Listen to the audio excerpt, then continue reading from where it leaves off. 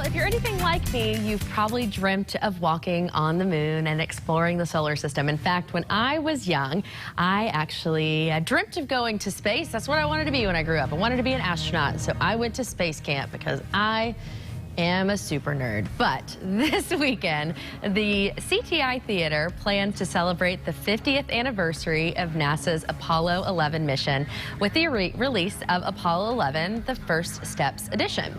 So we have the Pink Palace having this film coming to Memphis to be presented in front of course, a big audience. Again, that is going to be on the very large CTI giant screen. If you haven't ever seen, it's equivalent to an IMAX. It's humongous. So you're getting to see what went into the first steps of Apollo 11 in this exclusive film of explaining kind of what went down with that. So please welcome at least one of our guests that is with us today to tell us a little bit more about what's going on. I think we have another one coming too who can tell us some firsthand information on exactly what went down. So we are going to be joined by Tony Hardy and Bill Weppner.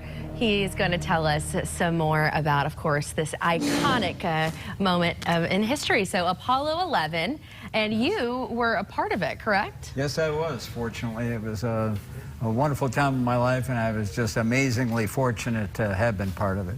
And that's the flight plan, right? That's the flight plan for Apollo 11, yes. That is incredible. So kind of tell me what all this entails.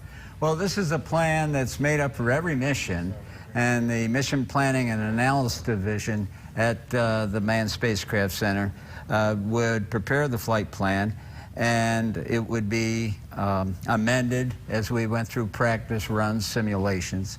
And then at launch day, this was the Bible, and we followed that page by page, hour by hour, minute by minute. Yes. In fact, there's an interesting story on that flight plan, which briefly goes, when they first landed on the moon, according to that flight plan that Tony's holding, the next process was they were going into about an 8-hour sleep period, rest, eat, and sleep.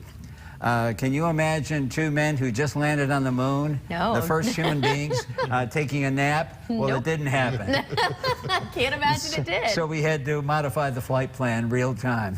And they did their extravehicular activity, the moonwalk, immediately after having landed. Then they took a nap, perhaps. I don't really think they slept. No, I don't think they did either.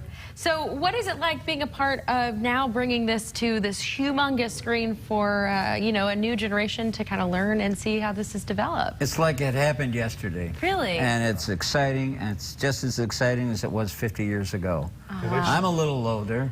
I've got a little less hair, a lot less hair, but it's just as much fun, yes. So I went to space camp, so I am fascinated with all of this. And we got to do a simulated flight. I was a fake scientist. I was on the flight. But this is something that just absolutely blows my mind. So tell us a little bit about how we kind of got into the Pink Palace and why this is going to be a neat experience. Well, they've been working on this film for the 50th anniversary. They started a couple of years ago, 2 or 3 years ago. So they went to NASA and started looking at all the archival materials and what they had. And lo and behold, they uncovered these reels of 10 perf, 70 millimeter film negative that everybody had forgotten about. It had never been lost. It was archived. But, you know, people retire, people move on, and they forgot that stuff was there. So they pulled it off. They had to build a special scanner to scan it. And they just started seeing these miracle images. What you're going to see in this film looks like it was shot this morning. Oh, wow. It's staggering. You're back in 1969 again. And for anybody who remembers 1969, it's going to open up a lot of doors in your head. It's going to be a very emotional ride. Yeah. Not just from the context of the moonshot, but seeing the world of 1969 again. Yeah. The people, the clothes, the hairstyles, the cars, the cultural impact was just amazing.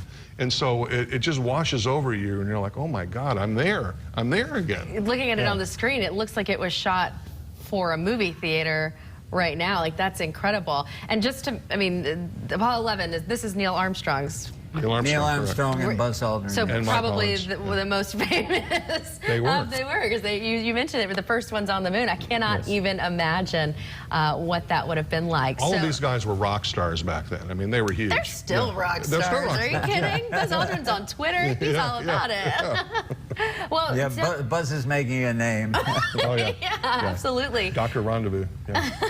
So when is this happening? How can we get tickets? What do we need Well, to we know? open up this Saturday, May 25th. We're having a big day full of programming. Bill's going to be talking that afternoon in our Mansion Theater. We've got shows at the Apollo 11 film at 9:45, 11, 1, 3, and 4. So there's plenty of opportunities to see it. It's going to be playing all summer. Oh, perfect. And it's just prepare to have your mind blown. And if you weren't alive when this happened, if you were born after the moon landings, I can see why it's hard for people to understand that we actually did this.